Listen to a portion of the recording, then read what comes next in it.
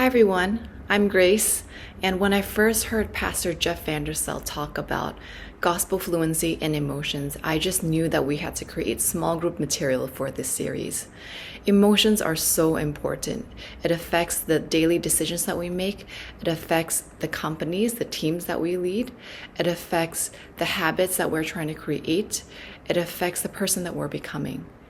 I don't know about you, but over the years, I've seen so many leaders that I've respected fall from grace because they haven't developed the skill of being able to process your emotions well and realign your emotions back to the heart of God.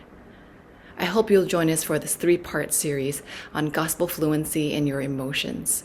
Next, Pastor Jeff Vanderstelt is going to give us a quick introduction to set the tone of the next 3 weeks. Enjoy. I think the consistent experience or behavior that I've seen in leaders that have failed morally or failed through narcissistic bullying leadership or whatever it may be is that in almost every case, the ministry became basically them, like they were the brand. I think once we start to think of ourselves in such important ways, lifting ourselves up to a level that's not normal, that seems to be above everybody else or better than everybody else, then we start to give ourselves permission, a sense of entitlement to engage in behaviors that you would actually condemn in anybody else. And so I think that's one of the things that I think has happened over and over again with many leaders have fallen over the years. Many of those leaders are operating from their head. And I don't mean like their brain, I mean like their rational thinking, their logical thinking. And so, and Robbie, of course, everyone was one of the brightest minds that we know. And yet, most of the stuff that we do is not coming from our head, is coming from our hearts, our passions, our longings, our desires.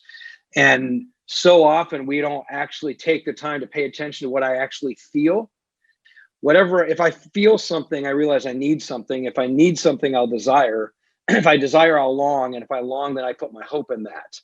And so when we don't pay attention to what we feel, we don't realize what we're desiring. And if we aren't paying attention to what we desire, it often goes astray.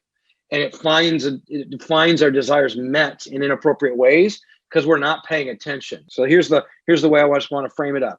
We're going to grow up in every way into Christ. So how you lead your company, how you treat your employees, how you do business, how you handle yourself with your family, how you engage in relationships, how you're involved in your city or region. That if that's going to look like Christ, the only way it's going to look like Christ is if we're learning how to hear, receive, remember, believe, and speak the truths of Jesus into absolutely everything.